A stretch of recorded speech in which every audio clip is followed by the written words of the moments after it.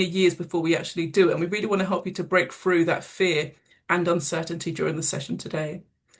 But also, which is really important, is getting those practical strategies about mindset, finance, and resilience. This session really is about teaching you what we've done and what you can do. It's not about the theory, it's about the practical side of being a self-employed person when running a business. But also, it's about being in a community with other Black women who get it. You know, we have a lot of other challenges to face, and so we understand that and we get it, and that's what this community is all about. So we're here to learn from experience, not theory, and we have three incredible speakers that are going to guide us through that. But before we do, this is an engaging session where everyone needs to get involved. And so we've got a mentee, we've got two on the session today. This is the first one. And it's a question I'd love for you to share. You can access the mentee via the QR code on the screen, or you can also visit mentee.com and enter the code that's on the screen. I'm hoping you can all see that, 6115 5094. And the question is, what's your biggest fear or hesitation about starting your own business? And for me, I think it's really important to identify what that fear is, because once you know it, you can overcome it. And for me personally, I would often face fears around things and ignore it. And ignoring it means that I don't do anything. It kind of stops me. It's a blocker. And so I think it's really important to start off your journey really thinking about what is that fear? What is the hesitation? What is holding you back? If you don't want to put it into the mentee, you can also put it into the chat. As I said, this is an interactive session, and it's really important that you take part to get as much as you can from it. Okay, so financial worries. Yeah, this is a big thing and was one of my key fears at the start. How can I start a business and maybe not have a regular income coming in? So thank you for sharing that. That I will manage to make enough money to survive. Yes, a lot of people are saying around the financial side. So we'll definitely have to cover that question as we go through the conversation today. And business failure. That's right. I mean, we all set out with good intentions, but perhaps we haven't quite thought through something, or perhaps the market changes and that may impact the success of our business. So that's definitely a big fear that I have had and continue to have on a daily basis, to be fair. Not having social media skills or publicity, the risks. Yeah, there's a lot to consider when it comes to starting a business. So thank you all for giving us those insights and feedback. Please continue to do so. I'm going to move on to the next slide, but we will come back to this. And I really appreciate everyone sharing your thoughts on this. The QR code is there again, so you can continue leaving your feedback in the mentee whilst we do our introductions to our amazing women. So I want to introduce you to the powerhouse women that are joining me today, and it's a pleasure and an honour to have you all here. So Kamikwa Lake, she's the founder and CEO of Colder, an amazing PR agency. Georgina Wilson, she's the founder of Bud Leaders, an amazing social enterprise. And Hapsi Chimbeti, she's a financial specialist and a founder doing great work in the UK and overseas. So I'm so grateful to have you here with us today. Thank you all. And for the first question that we're going to dive into now, it enables you really to introduce yourself so we can find out a bit more about you. I am going to take the QR code off the screen, but we can always go back to the answers after we've finished the panel discussion today. So let me just switch that off. There we go. All right, so the first question to our panel today is, can you tell us about your journey, your career journey, and what inspired you to start your own business venture? So we're going to kick off with Georgina in the top left there. Please tell us about your journey so far. Thanks. Hi, everybody. Pleasure to be here and looking forward to this conversation. So I'm Georgina Wilson. I'm the founder and CEO of Bud Leaders, also known as the Black Fearless Female, your BFF. And it's really interesting that we started off looking at fears because I've always wanted to be in business, like ever since I was young. It's always been one of those things I'm like, yeah, I want to run my own business. I want to create something. That feels meaningful, but actually it's a lot harder to start than it is to imagine it, right? We all have these different dreams and passions that we think of, but to take that first leap is really, really scary. But really, I started off my kind of entrepreneurship journey when I was 19 years old, and I started my first business, which was creating personalized frames, like completely abstract to everything that I do now. But it was this opportunity for me to try things out, to test things out, to just kind of see what was possible. And I really, really enjoyed the idea of imagining something that didn't exist and then putting it out into the world and seeing, how it worked. And so, yeah, my journey started there. So I've been in business, obviously, I'm only about 25, so about 6 years, but no, really, I've been in business for over 20 years. um, and it's been a really really incredible journey. I've done things, I would call myself a serial entrepreneur, so I've done stuff around property, but actually started Bud Leaders in 2014, so I've been running that for 11 years, almost 12, and we're really looking forward to celebrating our 12th anniversary next year. But I basically started that particular organization because I recognized that there were so many people that looked like me, that wanted to make an impact in the world, that wanted to start their businesses, that wanted to start community projects, that just didn't have the tools, the resources, the networks, and the skills to be able to do that, because of the problems that we see and the things in society that stop us, so that discrimination. And so the rest is history, really. I mean, I could talk about this for days on end, but I really want to give the opportunity for other people to speak to it. But it's really about creating more equity for organisations that are run and led by Black and global majority, predominantly women, to access more, in a summary. Oh, brilliant. Thank you so much, Georgina. And I really resonate with your story because, I had many businesses over the years, from e-commerce to, all kinds of things. I don't tell you all the business ideas that I've had, but I think it is really good training for the real deal. So yeah, thank you for sharing that, and congratulations on your 12th year of business. That's amazing. Okay, let's move on to Cam. Can I ask you the question then? Tell us about your career journey and what inspired you to start your own business or venture. Sure, thanks for having me, Atlin. So I'm Cam. I've been in PR and comms for about 20 years. I am one of those strange people I've got a degree in PR, journalism and broadcast back when nobody was doing degrees in PR. No one even really understood what it was. I still think a lot of people don't really understand what it is. And I would always go for jobs, and people would be like, "Well, why did you do a degree?" I just hired my friends. So it's very much a who you know sort of networking type of business. And in 2020, like lots of people, was just considering the world, my industry, what really made sense for me. And I thought the only way I'm going to stay in my industry is if I do it in a way that makes more sense to me. So historically, PR and comms and marketing isn't very inclusive. And that might be just from a team perspective in terms of, I think the latest stat is somewhere where sort of 87 to 91% kind of white majority. So we're very much a minority in terms of being a person of color. But also just in terms of the work and the output doesn't always resonate with like as many people as it can. So I thought, if I'm going to start a business, that's what I'm going to do. That's going to kind of be my USP, and that's what I'm going to focus on. But I would say that my dad has always had his own business. My mum's a creative, she's a fine artist. But my dad he's always said, start your own thing, do your own thing, to the point where when I actually started Calder and the Black Comms Network, he was just like, what took you so long? So it's always been in the back of my mind to start a business, but I'd never done it before. But then I started two at the same time in 2020. So I really sort of got it out of my system. I'd say in terms of that journey of starting, I was a consultant at the time during COVID. So I was working for a car rental company, and nobody rents a car during a pandemic. So they couldn't take me on as a kind of employee. They could only take me on as a consultant.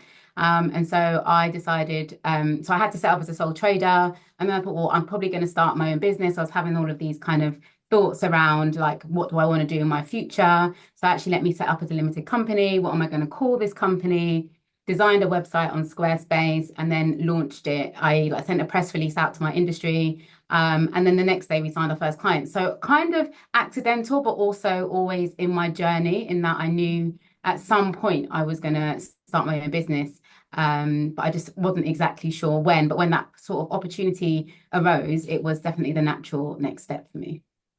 Oh, that's amazing. And what I loved about your journey was the support from your parents and your family. I think that network is so key. But many of us maybe haven't got people around us who are on the journey or who've done it already. So it's great to hear that, both of your parents were very supportive and have gone down a similar track. So thank you for sharing that.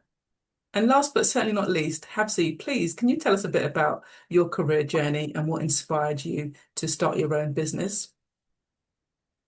Well, my journey is a bit of a different start because I did never ever imagine that I'd ever be self-employed. I always grew up thinking career, retirement, stable paycheck, that's the way to go. Because that's pretty much what most of my family ever did. And I started working in financial services because I thought, you know what, I want to wear heels, I want to wear lipstick, and that's all that attracted me. And I heard banking has got big bonuses. So that's what attracted me to banking and financial services. But that was what, rewind 20 years ago. And as my journey grew and I developed from just being customer support, doing mentoring in call centers, I then fell into the property, i.e., mortgages and financial advice piece. And then I realized there's more to banking than just the lipstick and the heels. There's people at the other end and making those relationships and solving pain points for people and getting to see people getting on the home ownership a journey was very, very important for me because I strongly believe families or individuals get security or sense of security by owning their own home. So that full circle just made me realize, you know what, there's more to what I'm going to bring to the table. And then after about 15 years of doing that, in corporate, doing all sorts of roles within mortgages, right up and down, training it, writing it, policy reviewing it, advising it. I thought, I'm going to leave mortgages. I'm going to leave this because it's such a headache. But then the thing that was the headache wasn't the product. It was the fact that I couldn't help everyone because I worked in particular areas or particular banks or building societies. So that tied me to a network or to a particular institution. Then I realized I could go self-employed and solve the problem, which I hadn't realized was the problem. So that's when I ended up being self-employed. That's about what, 8 years ago now. And that's been a no turning back situation. And it's a very male dominated, white dominated industry. So when I went into it, there weren't many women of color because it was something you don't really want to do. Most of my friends who I started off the journey with were now doing other things within banking and finance. But I wanted to stick with this because I knew there were pain points to solve for, especially women and families of color getting on the property ladder, and there's still a big discrepancy. And here I am, trying to rewrite the mortgage book, and making sure everybody has an equitable start into getting onto the property ladder. Oh, that's amazing. And I guess your purpose is coming through there in terms of wanting to help others. But also, what I took from that was really thinking about different pathways. And so you were kind of doing, providing mortgages, support, and financial services to people through, your employed work. But you identified that there was an opportunity for you to be able to do it self-employed and to, as you said, to remove some of the issues that you were facing. And I think for some, it's not necessarily realizing all the avenues and pathways that potentially could be open to them. And that's why I love this panel, because all of you have got different stories and different journeys and actually different routes into self-employment and entrepreneurship. So thank you all for sharing that. Um, as you can hear, we've got some amazing women here today. So if you have any questions, do please put them in the chat. We will have a Q&A at the end. But it would be great to get the conversation going in the chat box. So do feel free to pose your question now or just to share your thoughts as we go through these questions. Okay, so through some of the fears that people spoke about, it's around, the financial side of it. It's around having enough clients. It's around the risk of the business failing.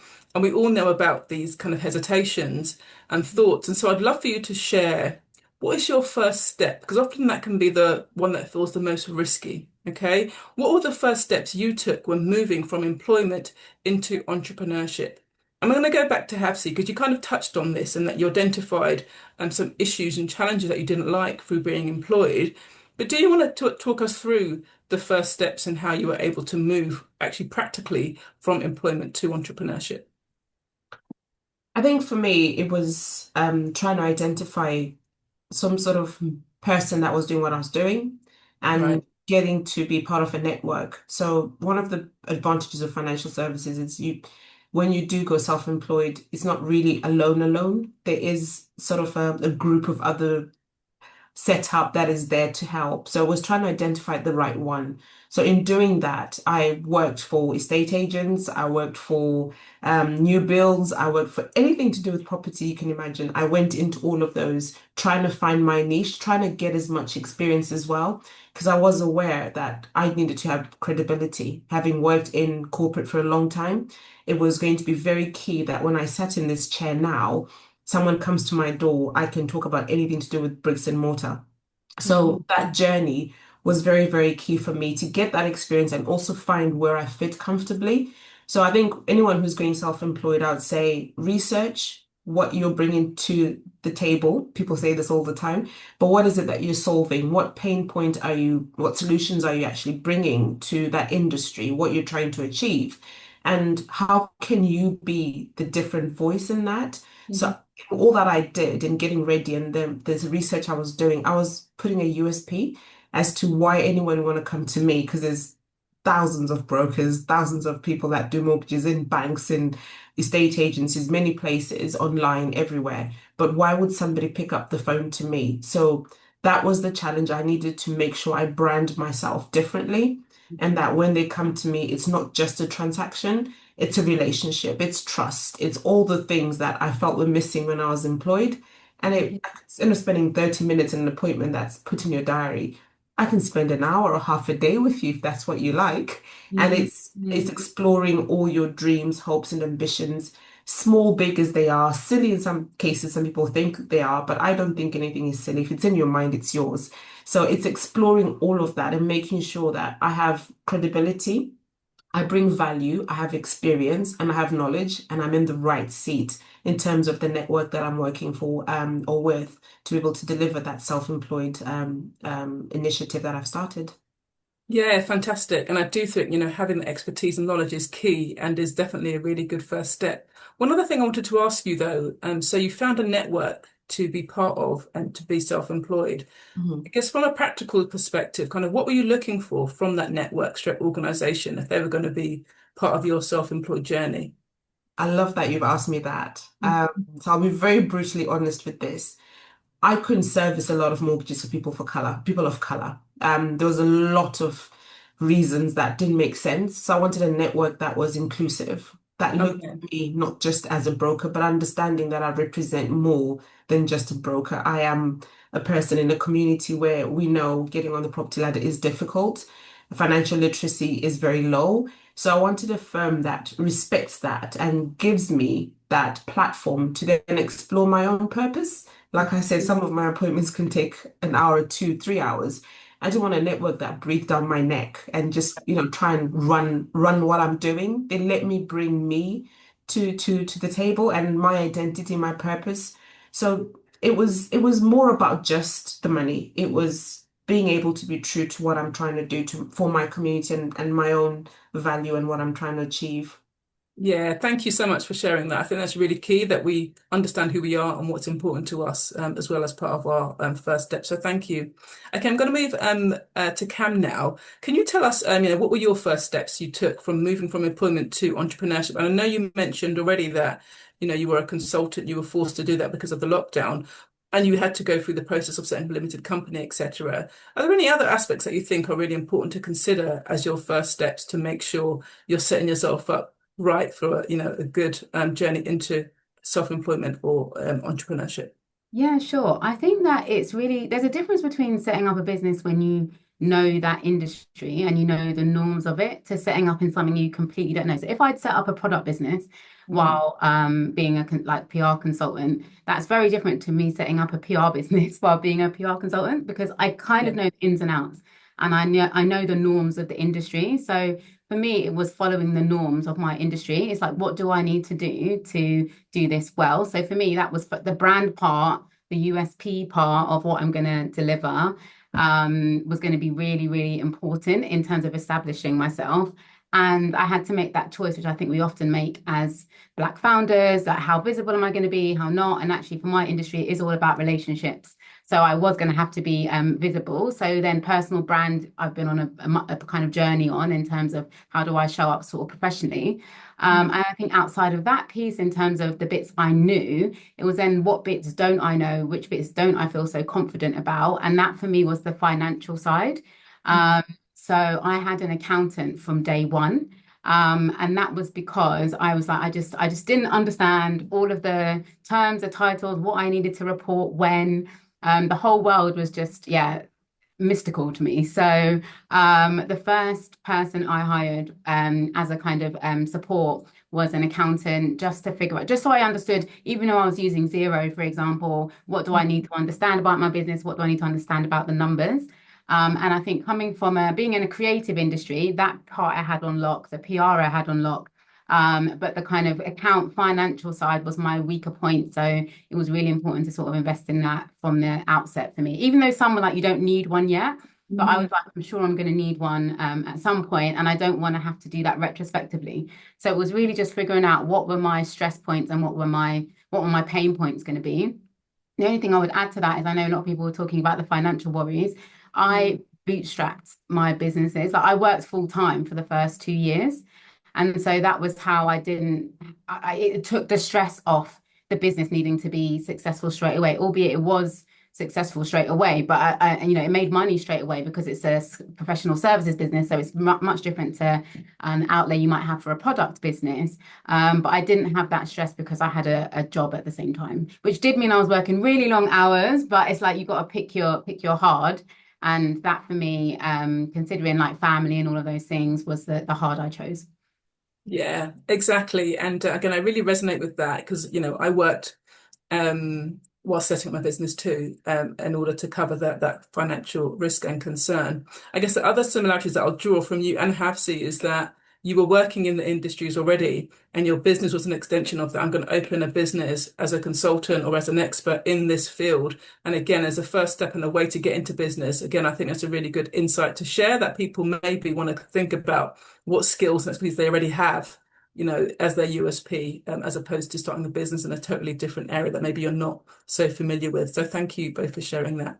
And Georgina, what about you? What were your first key steps that you took from moving from employment to entrepreneurship? If you can think back, it's such a long time ago, but if you can think about what that was.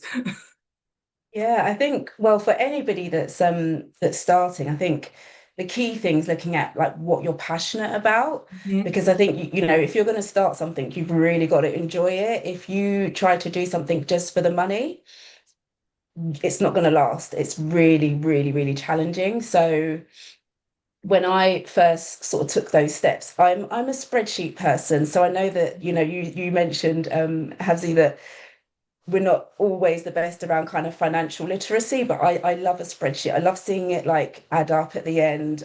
I don't know why I love that. It's very strange. It's very weird because I'm also an entrepreneur, but I do love to see numbers work. So what I did first and foremost is worked out, okay, what's the baseline for what I need to be earning to make sure that we can actually just survive as a household. So that's something that I would say is really key in terms of looking at that transition period. And then just saying, okay, if I'm going to change into running my own business, how can I ensure that I'm always going to be able to have that baseline? And it's really interesting because I was actually doing this calculation with one of my friends the other day because she's looking to do the same thing.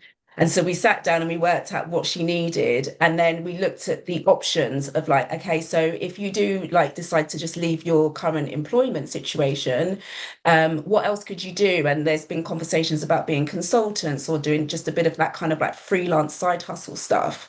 So what is it that you can do in terms of the skills that you have to just ensure that you have that baseline? So no matter what, you're safe, you're good. It might be like changing to be like more part-time, something like that. And that's actually what I did. I had a part-time job. I just worked on Saturdays and Sundays part-time, and then I was running the business over that period of time until I realized that you could make a lot more. And you will always be able to make more money in business if you're astute and if you know what you're doing than working for somebody else, because there's no cap. But you've got to make sure that you've got those initial numbers to begin with. And then one of the kind of formulas that I created as part of the BFF, the Black Phyllis Female, which is all really about bringing in enough household income to build generational wealth, which is all the work we do within Bud anyway, in terms of entrepreneurship, is really think about where you're adding the most value. So if you can add value in a particular area, and then if you ask for what you want, it will lead to success. So it's, again, what are you passionate about? Where are you adding the most value? And then what are you going to ask for to ensure that you've got enough that you need to be able to survive, and more so to take those first steps. So some people say just quit your job. I personally don't advise that. I just think feel safe, be safe, but definitely go for it and work your socks off. At the beginning, I still do work really late. I get told off a lot, but again, I'm passionate about what I do, so it drives me, and I really want to keep going. But put in the hours, put in the time, but make sure that you're safe. Yeah, some amazing advice there around the numbers and really understanding what your baseline is. That's something that I did too. And also going part-time. But I asked my current employer if I could go part-time. I was very honest and transparent about launching my business and consultancy. And not every employer will be as understanding as mine was. But again, that was the route in which I was able to launch the business and grow it. And like you said, working your ass off and having a passion for what you do. Before the call, we're talking about overwhelm, and I think this comes from literally taking on a lot of work. But I love my work, and I don't feel like it's a hindrance, I guess. I want to, but obviously I need to think about my well-being. But I think, for me, every day is a great day, and I don't dislike what I'm doing. And again, I think that is a really good starting point. So thank you for that advice there, and for everyone to consider. I think one other thing as a first step, we mentioned about being able to cover the baseline. I have heard other advice with regards to savings, and I found that a big struggle for me. People said how to have a year's savings, and I could never get to that year's amount I'd save, but it would never give me a year's salary. But that is another solution that you may want to consider in terms of you can save before starting your business. That's a way for you to cover your baseline, as opposed to maybe working part-time if that isn't an option for you.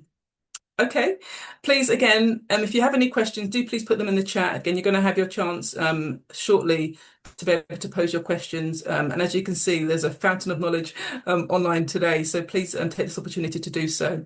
So the next question is, what have been the biggest challenges you've faced as a Black woman entrepreneur? And how have you overcome them, including practical advice as always? And so a few of you have kind of mentioned the relevance and importance of being a Black woman in your business. I think everyone here has kind of touched on that, which is, really refreshing and great to hear. But again, can please just share, I guess, some of the challenges that perhaps you've faced due to that? So I'm going to kick off with asking Cam, what challenges have you faced? Lots of challenges. I think you've got to be really resilient anyway in business. You've got to be resilient just to be a Black person in the UK sometimes. And so for me, I was definitely felt like I've added a lot more to my plate. A lot of people talk about the starting. I think sometimes the continuing is actually the hardest part, because you do have moments where you just question or think, I could just get a job, even though there is a cap. I'm not going to say, I'd be lying if I said those thoughts had never crossed my mind. I think in our industry, you have to be resilient anyway, because you're pitching for business. You're not always going to win business. You're trying to get the best talent, and you might not always secure the best talent. So there's a lot of kind of rejection, or not quite hitting the mark, or being number two. I think as a Black woman, that's equally challenging in that my industry doesn't necessarily reflect the population, doesn't reflect the UK. So you are sort of balancing what you think is real, why you're not thinking you're winning business. You are going to be thinking, or I have thought at certain times, is it because I'm a Black woman in this space? Particularly as I had challenges just within industry in terms of not being promoted, or not being being a bit of the underdog. I think in terms of overcoming some of those things, the first was definitely network. So I set up a network, the Black Comms Network, at the same time, and they were for two different things. Like the Black Comms Network was very much about giving back. It's a limited company, but it's very much run like a charity, in that if we don't need to exist, we wouldn't exist. It's very much about increasing the number and seniority of Black people in the PR industry. whereas cold is very much commercial and about paying my bills. But I think actually having the two together, even though sometimes it's a massive stress and a lot of work, or I feel like my focus is not fully on my business in terms of colder, having that network of people, like I found my people, like I've got my CAM board of CEOs that I can moan to or rant to or sense check something with. I've got different people that I can rely on for different things, whether they're business owners or not business owners, whether they just understand my industry or whether they're outside the industry or slightly adjacent and can support. So I do think that I set up that comms network selfishly because I wanted to have more Black women in my network. The network is Black women and Black men now, and I achieved that, and the it's paid off in dividends having access to different people that I can sort of vent to. I think the second part is just around really examining whether I had a bit of a chip on my shoulder. And when I say chip on my shoulder, I don't mean necessarily in a negative way, but sometimes if you're walking around feeling that sense of otherness and not belonging, it doesn't really allow me to create and to do business. So really just looking at times where I can sort of sense check and try to be as full as myself as I need to be. Because sometimes I think the drawbacks and the concerns and the challenges were holding me back a little bit, just in terms of mindset and moving forward. I think the last thing I would say was just around finances. So I talked about getting an accountant straight on, but I didn't really know my numbers. And I had to do a presentation. I was up for a kind of a shortlist for a Specialist Agency of the Year for one of our industry titles. And one of the questions was around my numbers. And I had my dragon's den moment of like not knowing the detail. And I said to myself, I'm never going to be in that position again. So I've gotten a lot closer to my numbers. I know what my gross profit, my net profit, what I need to make, what, looking at that before I make hiring decisions, gotten so much closer to that in terms of running a business. So it causes me, it's a lot less stressful in that sense because I'm making that kind of informed decision, or I know when I'm making an investment decision, but I even know when I'm doing those two things. Whereas sometimes you can get a bit blinded by like, I've got the money in the bank so I can do it. So really thinking about what is profitable? How do I want to run my business? What makes sense so I don't have headaches later, has been some of the biggest things that I think I've overcome. Yeah, so many challenges, but lots of great solutions that you've shared there, Cam, because that is what business is about, really. How do you deal with the many challenges and issues that are going to arise? So thank you for sharing that. I really appreciate it. And also just the thing around asking, I found that initially before I became more confident in my purpose and my business, I was hesitant to ask what they're gonna think about me if I ask this question. But now I ask away and I'm looking for the top person, the most expert person in any area to ask a question because I know I'm going to get back the nuggets. And if you don't ask, you're never going to hear the information. They may not answer you. And I get, lots of DMs in LinkedIn that are not answered, but I'm going to give it a go. And I think anyone who is trying to pursue business, that networking and reaching out to people is so important. So yeah, thank you for sharing that. We have got some questions coming in. I'm going to come to some of them after this one, but I'm going to go next to Habsi with regards to this question. What have been your biggest challenges that you've faced as a Black woman entrepreneur, and how have you overcome them with practical advice? So my challenges started right at the start of my journey in financial services. It's no secret that, there's always this institutionalized exclusion to accessing financial products. And I also think working generally, whether it's employed or as an entrepreneur, Black people work twice as hard. And I think Black women work 10 times as hard because it's not just the Blackness, it's also the female side of you. There's a lot more that you've got to overcome.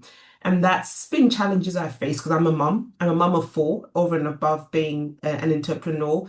And I've got family, I've got other expectations. And what I actually kept hearing at the start was this imposter syndrome thing. People saying, "Oh, you don't fit," "Oh, this is not for you," and I kept thinking, who else can I relate with? And looking around, there weren't many Black women, and that was a big challenge because you did start to think, "Am I doing the right thing? Is this the right decision? Have I taken the right career path? Will I not be just whitewashed out of this role and end up just being?" A token piece where, I'm representing something, but it's actually not my voice anymore. So it was important for me to make that change and be that person I wanted to see. Because well, in the 22 years plus I've been in financial services, I've only ever met two Black women in the most senior positions, and that's telling. And that just isn't right from where I sit. And I'm sure it's like that across many other industries. So now my practical things to overcome these things I've seen is to make a difference for the next generation. So I'm intentional about what I do and where I go and how I network. I'm raising the ground with me. So I'll share a story. When I was 21, I met my current husband's then brother, and we're still dating. And he was very successful, very good at what he did. And he gave me a story which didn't make sense when I was 21 because I was thinking this old man is just talking nonsense. And at that time, looking back now, he would have been the only one in that position. And this was in South Africa just after apartheid. And he said to me, when you become successful, raise the ladder with you. So as you go up in whatever industry you choose to be, make sure you bring that ladder up with you. So when you get to the top and you end up falling, which you will, if you fall a few notches, it won't be too much of a fall because you've been raising the ladder with you. And it didn't make sense. I was thinking, what's this man talking about? But now I'm seeing what he means. As I'm going up and I raise more people with me of my color, I have got security. And there will be times I get knocked down, but it's going to be safe. It's not going to be a hard fall in a place where I'm not familiar with. I'll have allies and colleagues and other women of color now that I can call up and be like, oh my gosh, what am I doing? And it's that deliberate intention of making a difference, especially for how the future's going to look. And when I'm at the top, when I get to the top, I won't be the only one. I can have a coffee with Kamiko and I can have, a drink with Monica and I can speak with Savannah and we can go to Paris for a drink. And it's not going to be just me sitting in a cafe as the only Black person. We can all go and make a ruckus of it. And that's what I'm seeing is making a difference. So it's being intentional. And one of the other things is it's hard to switch off when it's your own thing because you want to keep doing it. And sometimes I am working till 9, 10, and because it's a passion, it's not a job. It's only when I think actually I need to stop. So I think having order and having a PA, I think is the biggest thing I've done. So that is a practical solution to my wanting to do everything and my busy schedule. So I've employed a PA and they keep me in check. Like you cannot take this meeting, you cannot attend this event, you can do this, you can't do that within my purpose. And what I've seen in financial services, allyship is very important. It's very white dominated, but it's not an enemy boundary creating situation. It's okay, let's bring everybody out, but I am the one with the voice. This is my focus. This is my purpose. Support what I'm seeing and remaining true to who I am. So I think it applies to any businesswoman of color, or any woman really. If you have a vision and a dream and you have to use other people that are not like you for allyship, just remember to stay true to your voice and your purpose. Don't get flooded out. And that would be my practical advice. Oh, amazing. You were preaching there, Hafsi, I think, at one point. I love it. Thank you Oh, so much I for agree with sharing so all of much. that. I agree with so much you said. I got an EA like early on, and I was nervous. I think with an accountant with an EA, you're a bit nervous about sharing your business and sharing your stuff. And so that was almost the boundary I had to get over. Like, actually, who can I trust? You don't know who you can trust and you're not sure and you're early on and you don't know. But that was the most life-saving thing I ever did was having someone, even if they just manage your diary, which I have now. I literally couldn't do it without them. And your other point around allies, I completely agree. Like some of my best mentors have been white men and have like given me their advice, given me their time and shown me the way and often free of charge.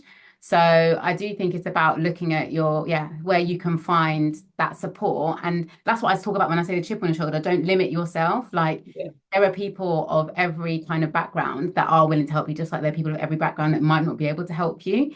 And so focusing more on that was a much more healthier way to kind of go about growing my business. Yeah, amazing. Thank you. And yeah, having a good team around you is essential. I know Georgina's got an amazing team around her. But I don't know if you wanted to highlight any other challenges that you faced. Georgina, we've gone through quite a few here, but I'm sure there are many more to catch up on as well. Yeah, definitely. I think yeah, there's many things that were shared already. Definitely having an EA is a game changer like in terms of managing your diary. And I think it's about understanding where you should be focusing your time. I think when you start a business, often you're wearing like every single hat and you're like, yeah, because I've got to save money. And it reminds me a bit of like those property shows where they don't want to bring in the professionals to do the work, and they're just like, I'm just going to do it myself, and it takes them like 9 months when it could have took like 2 weeks. And it So looked it's not like look good in the where end either. exactly. So be the best at what you're best at, and I think having somebody to manage your time is great. But yeah, in terms of some of those challenges for myself, I think it was lack of like social capital. So going into again what you've mentioned, Cam, and Havsi, in terms of your networks, like not necessarily being plugged into all of the right networks. I've really built that over time, but in the beginning, I had no clue. I was just like this kind of, bright-eyed young person. It's like, I'm just going to do these things. And then you realize that there's a lot that you don't know. So I haven't grown up with, Uncle John that I can pick up the phone and say, yeah, like, how did you start your business? And what did you do? And what does this mean? And what, come and sit and show me how you did all your figures and this, that, and the other. I've basically learned everything pretty much for myself, apart from when I started to build my networks a lot more, and started to dream bigger. Because I think, well, statistically, we don't charge as much as we should as Black women. Statistically, we always charge less because we don't think our products are valued enough or that people will pay for it. And that is really systemic racism at the core. There's no other reason for that. And so we've been conditioned to think in that certain way. And I remember like I was doing that. I was doing it all the time. And I really had to push myself out of that. And it was some of the allies that I was working with was like, why are you charging that? And actually, funny enough, I just created this video and I was like, when you're thinking about your pricing, let's take a different concept. Now imagine that you were a white man charging this price. It's not going to be the same. So let's start to think differently. So there's a whole culture piece there. But yeah, so social capital was one of those key things. And then really asking for what I was worth. And yeah, even to this day, I'm still like, oh gosh, like, maybe I shouldn't charge this much, or, maybe they can't afford this. And I have to keep saying to myself, no, if I was somebody else, I'd be charging more than that. So let me take some of those limitations off. And actually, I saw that in a graduation event that we did where the organizations that we were working with had an opportunity to pitch, and every single one of them did a great pitch, but then just didn't ask for anything. And this is a real kind of live setting, and they didn't ask for anything, not even close to what they should have. So I think there's something about a cultural shift that will be really helpful for us to imagine from the get-go, when we're starting out our businesses. Yeah, thank you. Definitely. We need to know our value and ask for it. So that's a brilliant one. And great to hear that you've kind of found ways to overcome that.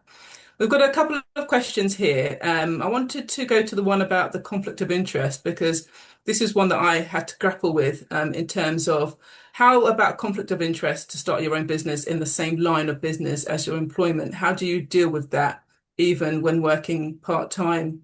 And so for me, I was working in financial services, but I was doing consultancy around inclusion. And so if I was actually setting up another financial services business, then I guess my employer would have been concerned. But because the line that I was working in was inclusion, and just say, for example, you work in FS, but you're a HR specialist or you're a marketing expert, or, it's not necessarily a conflict based on the actual core work that your employer is doing. So think about it in that way. But I don't know if anyone else has got any advice in terms of trying to do both. And how have you managed a conflict of interest at all? If anyone else has got any answers for that question. I'd like to add on that because I do Jumbo, which I've not mentioned. So it's a platform. It's a platform where it's a financial services platform, and I'm a broker in a network, and I do both. So it's about that open and transparency. And like Alan said, it might be that roles don't even cross paths. It's completely different things. So for one thing, I'm doing something completely different where I am. I'm giving advice because it's regulated. So I think if you've got a job or a career plan, and then you want to make that your business, speak to the people that set your compliance or understand your limitations, work within what you can do. And sometimes it might not even be a bigger deal because sometimes it's all in our heads and it's just what we think we can't do. So have the right conversations, get the right advice and the right scope of how you can then tailor what you want to do, that there's no conflict at all. Sometimes there isn't any conflict. Yeah, brilliant. Yeah. Thank you. And another question is, how do you get your initial clients? Again, for me, it was a case of, I guess, sharing what I was doing and being approached, actually. This is one of the ideas when I realized that, oh, other people will value what I have to offer. And that's what got me started. I did it for free, helping them out, whatever.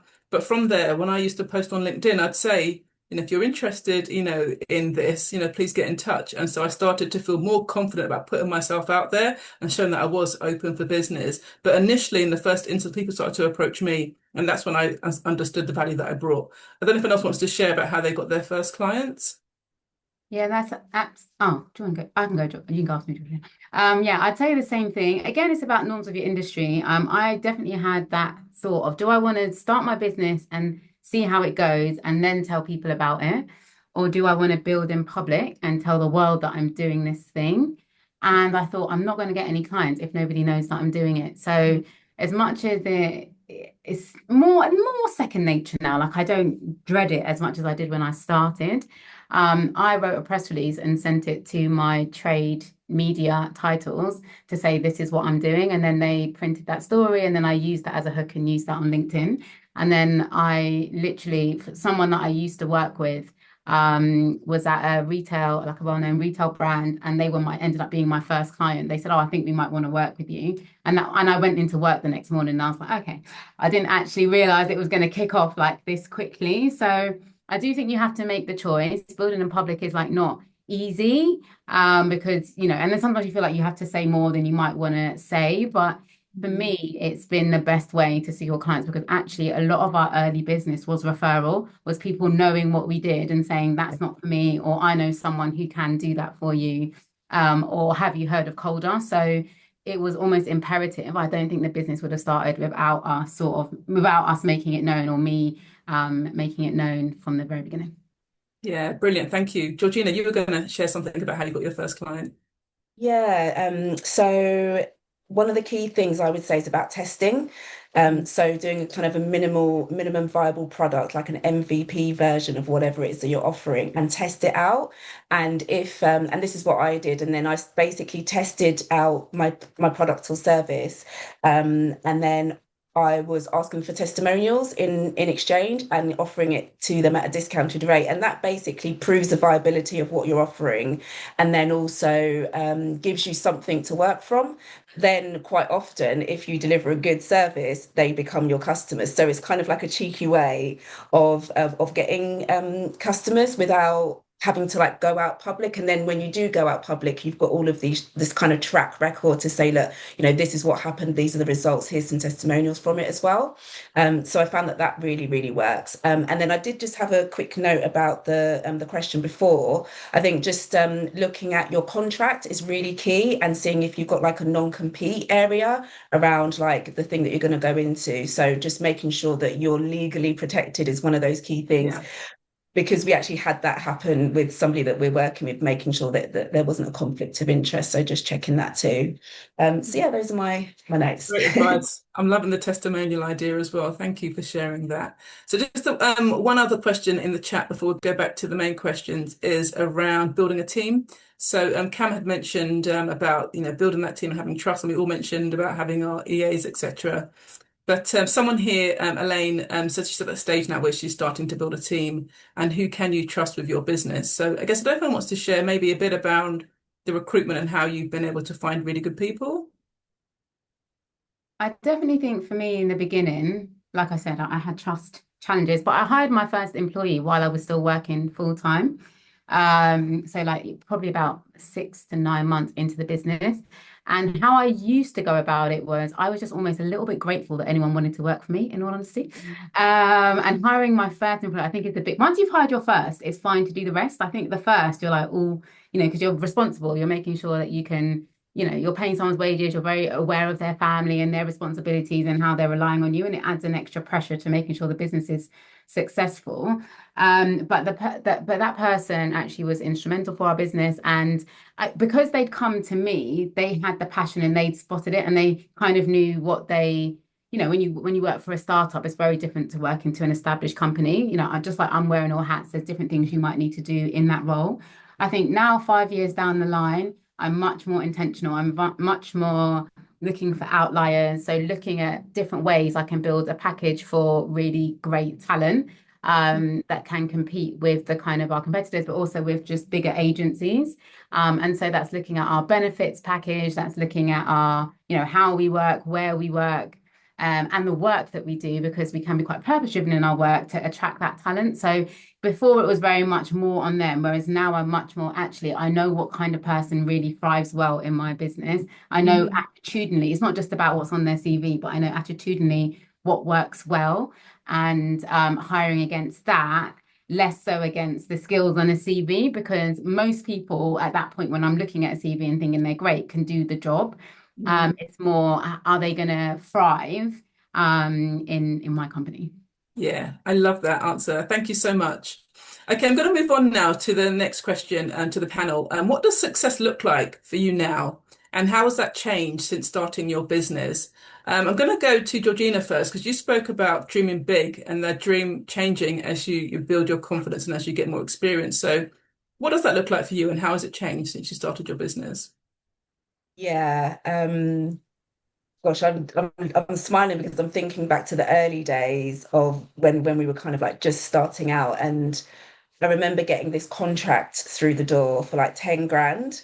And like we just thought we'd made it. Like we went out and celebrated. I remember dancing. I was like, oh my gosh, this is amazing. And it was 10 grand. And now I'm trying to build an organization that becomes an intermediary, basically, that allows that provides funding for smaller organizations to be able to grow their businesses. And we're looking to bring in £50 million into Black and global majority businesses by 2030 as part of our Challenge X2 movement. And so our big vision is that we don't only just become an intermediate organization, but that we actually support other Black-led community-based organisations to do the same as well. So we're looking at having at least 7 hubs around the UK that are able to do the work that we do and provide that support to the local community to be able to grow, to balance out that discrepancy around access to finance. As we know, VC funding 0.02% goes to Black female founders, which is ridiculous, because we're actually one of the most successful types of people in business. So we want to level the playing field. But yeah, I just feel like I've been challenged to think a lot bigger. So that is a huge, big dream. Yeah. So congratulations from 10K to 50 million. I mean, I love that big, dream. But I guess what can you share anything, I guess, in terms of what can open our minds to dream and think bigger? Because it can be a limiting thing that we put on ourselves. So are there any guidance in terms of how can we kind of reach for the moon and get to the stars, whatever the saying is? How does that happen? Yeah, I mean, I do love the saying that if your dreams aren't big enough to scare you, then they're just not big enough. Yeah. But I also think it's like looking at like what is possible. And so for me, I like to, begin with the end in mind and then work my way back. So it's thinking about things in a like really kind of airy fairy dream phase, but then looking at, okay, well, what's required in order for that to happen? What are the steps that need to happen? And how do I design a pathway that helps me to get there? But one of the crucial things which we've been talking about is who do I need? Who do I need to be part of that journey, and how can I specifically go out and find them and be really intentional, and don't go shopping when you're hungry in terms of finding that team, but thinking about, okay, can this person grow with me to that point to help me and the organization achieve that big dream, and building those blocks as you keep going along. So I think there's something about having the right people around you, just as like peer support, and saying, no, that's too small. I've got lots of people around me that say, well, Georgina, like this is who you're meant to be. And I'm like, really? And I feel like I'm playing catch up sometimes anyway. but having big dreamers around you is key to that, but also being a bit practical around the steps that you might need to take and who you need to bring on that journey with you. Yeah, thank you so much. I think dreaming big is such a great thing and can feel, really positive. But again, the practical side of it is also part of that. So thank you for sharing that. I'm going to come on to my last question for everyone here. And again, it's always a very practical approach that we come with on these sessions. But what tools, resources, or habits help you stay focused, motivated, and resilient as a founder? And again, hoping to share some kind of nuggets here and tips around what we can do in this space. So I'm going to come to Hapsi first. What are your go-to resources and habits that help you stay motivated? There's quite a few things in my kitty. So the biggest tool I've recently discovered is actually myself. Hmm? I've been gathering AI, CRM platforms and getting all this stuff to use. And then it just dawned on me actually, in this whole toolbox, I am the biggest tool. And I always refresh my licenses and my memberships for all these things, subscriptions that I have to run the business. And then I realized I need to be doing that for me. There's no subscription to recharge me or to refresh. Right. So I've taken a very interesting view of the last few weeks. I know what my purpose is. I know what drives me, and that is being passionate and being intentional about making a difference and making sure that the next generation comes along. So what I now do is I go to events and I go to networking events where I find I polish myself as a tool. My inspiration is reignited. I meet people like me, like-minded people. I intentionally insert myself in places where I'm going to meet Georgina, Kamika, Atlin, and I leave there going, wow, we're making a difference. So I know sometimes it might take time out of the business. So I'm going to go out to a networking event. That's the whole evening. And sometimes you might think, oh, actually, I need to do this. But that is taking care of this tool. So things that I enjoy. And I take a lot of time now doing a lot of self-care and self-love. So a few years ago, you wouldn't see me with braids, you wouldn't see me with my nails done. I'd just be working, working, working, working. So now I can be like, okay, once a month, I will give myself time to go look after this girl, make sure I do my best. The way I look outside is the way I should feel inside. So I think impressions make a difference. So when you go into an event or you're called somewhere, the way you appear and the way you present yourself, as much as I can speak and articulate all the dreams and all the big things I'm planning, if I don't look the part, it's not going to be believable. So yeah, that's the biggest resource I now have, and it's now a habit which Yeah. I'm creating in myself, and just also uplifting others because I think what you give comes back. Get back. Yeah. So just be positive and never look down on anyone. That's always been my mantra from when I was a little girl. I always like hearing people's stories and inspiring them and saying, cheering them on, even if it doesn't sound quite there yet, and not just being that wet blanket on everything. So I think it's important to remain true in that way. Thank you so much. Okay, I'm going to come to Kamikwa. Can you tell us what about your tools and resources that help you to stay focused, motivated, and resilient as a founder? Um, so on one side, and I've said this before, and I'm not paid to say this, but I did the Goldman Sachs 10,000 Small Businesses program, which has been transformational for my business. More just because I spent a lot of time with what I do know and what I don't know, and you don't know the bits you don't know. So it really helped me to understand the bits that I don't know because it goes through everything from sort of strategic operations to marketing to exiting a business. What do you need to know? But I think most importantly, it gave me that grounding and a tighter business plan, like a 3-year growth plan, to really understand where is my business going to grow and being really intentional about the time spent in those areas. So I was doing a lot of the things, but not as intentionally as I could have been doing. So actually, marketing was one of the things. Even though I'm a marketeer, it's the cobblers with the holy shoes. I wasn't doing marketing in the best possible way for myself. And I wasn't really identifying where and which industry sectors do I want to grow my business in. So that's really helped to take away some of just the bits that you don't know about business and ground me. I think also me and Atlin were having this conversation just around I don't try to think too much about everything all of the time. So I'm one of those people that I don't really know what my week looks like until I get to Sunday or Monday. And people are like, what's going on? I'm like, I don't know, because at this point I have got an EA that's organized my diary. I've got a broad understanding of what's going on. I check in once a month and I know what my annual plan is, but I don't need to be thinking about my week, my day, my annual plan every single day, all of the time, because otherwise I just wouldn't get any work done. So really being a bit more boundaried in my thinking has really helped me to feel much more kind of comfortable. So that's a key tool. So again, I guess my brain, and then taking regular breaks. Like I'm someone that if it's like every 3 months, I need to be off this island or at least have my laptop closed, because it is a passion, but it does mean that I work a lot of the time. Or if I'm not working, I'm thinking or dreaming about something to do with my business. So having that protected time, which I know everyone talks about, but for me has been life-changing, because I have been close to burnout before, where my partner would recognize it, but I wouldn't recognize it. And so now my husband, as soon as he doesn't almost, I don't need to wait for those signs for him to be like, you need to close your laptop. I'm now like, oh, I'm getting to that point. Let me take some time away, because it's sometimes not, I'm the one person that probably doesn't use my holiday allowance. So it's just trying to be more boundaried around my thinking and ways of working that I think has helped me this year. Yeah, amazing. Thank you so much for sharing that, because we do need to keep ourselves, sharpened, as you both said. So I appreciate you sharing that. Georgina, what about you? Any resources or habits you'd like to share with us?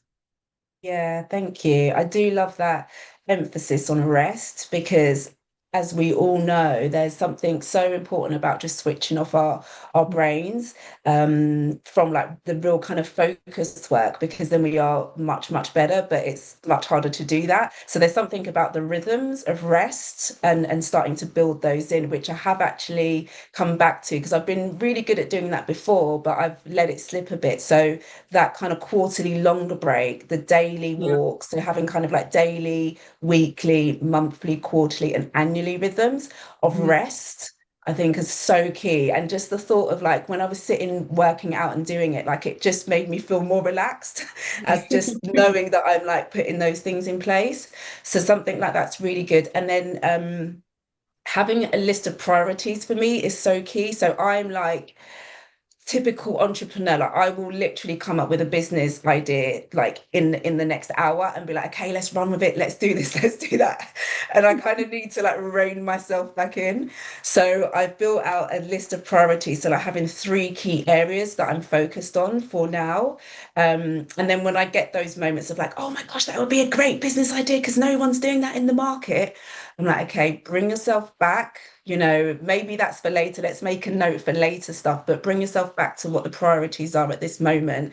Does it align? And I actually have it written in my notepad, like so I can visually see it. I can't have it anywhere else. I need to be able to see that as a, right, is it helping me get closer to that? If it's not, then I just can't do it. I need to be really disciplined around that. And like you're saying as well, we both mentioned around the kind of EAs, as long as the EA's got that as well, then they can be a bit of that guardian to say, well, Georgina, that sounds really good, but remember what you said you wanted to focus on. So I think those are some of those key things. And yeah, just those pause moments. And just to add to the pause, one of the things that always helps me to remember why it's so important is those shower moments. So I always get my best ideas in the shower. That's because I don't have my phone, there's no one interrupting me, like there's no other opportunity for distraction. So that just goes to show the more we switch off, the better ideas we have, and the better our businesses are, the better we are over a period of time. Yeah, definitely. Carving out that time to replenish our brains is really key. So thank you all for sharing those. And we've only got a few more minutes left. I'm just going to see if we can pick up one more question. Georgina, someone's asking about the program, the Bud Leaders program. So maybe we can share that in the email that we send to everyone who has joined. And I guess one other thing just around mentoring and coaching. What has this meant for you and your business? Oh, sorry, there's another one linked to that. I guess someone's asking about how do you find a mentor and an ally. So before we kind of go into the wrap up, does anyone want to share how they were able to find a mentor or an ally? I just ask, but I don't know if anyone else has um, a response to that. Yeah, I mean, look for people that, I think are aligned with your vision. As Habsy mentioned, networking, You may just build up a relationship with someone and you feel there's a good connection. And then you might just say, oh, it's been great connecting with you. I really value your thoughts and views. It'd be wonderful if we could, maybe think about having a mentor kind of relationship, just maybe catch up once a month, something like that. You kind of pose it. But I wouldn't ask necessarily a total random stranger per se, although unless it's a mentorship program, which I've also done before through other kind of industry associations. They have one, and that can be a great way to actually meet amazing people. I met an amazing mentor through the Marketing Society, had a mentorship program, and she's a really good person to have in my network because she refers me. She'll say, "Oh, I'll introduce you to that person, introduce you to that person." Some amazing people I've met through this person who has got an amazing network herself. And she's very open to referring me and recommending me to that person too. So you have to be proactive and intentional. A mentor's not going to come to you. You need to go and seek out one through an organized program or through someone in your network that would be maybe open to you approaching them in that way. So I want to say thank you all. It's been absolutely amazing. And as an entrepreneur, I've taken a lot myself from the conversation today. So thank you for taking the time out. I know you're very busy and you need to find time to rest as well as being amazing businesswomen. So I do really appreciate you being here with us today. I'm just going to go through a last few things on my slide to make sure I've covered all the key points. And I was going to do this mentally. We haven't got time to do this right now, but I'm just going to go and talk a bit about our toolkit because there are so many lessons that you can learn, additional things that you can take away by using the QR code here to access our entrepreneur toolkit. It's got lots of great advice, many of which have been shared here today. You can keep it and you can refer back to it as you go on your entrepreneurship journey. We will be emailing everyone, as I said. So if anyone else again on the panel wants to share anything, do please let us know because we're going to email out to all the participants so you get access to that toolkit if you haven't got time to download it right now. But also we offer coaching. Do take a look at the website if you're looking for a coach to help you and to be offer a bit of guidance. As the last thing that we're going to do as part of Navigating Crossroads is our in-person event. So on the 29th of November, we head to Ealing and we've got a half-day summit. We've got some more amazing speakers that are going to be doing solo speaking as well as panel discussions. And so please take a look at that. You can use the QR code or visit our website as well. It's going to be a fantastic day. And lastly, to say thank you all for taking your lunches to be here with us today. It's been a pleasure, and I'm so delighted with how all of these workshops have gone, and today hasn't disappointed. So thank you for your engagement and for your participation. It's appreciated. Have a wonderful afternoon and look for us on the email. Okay, take care, everyone. Bye-bye now.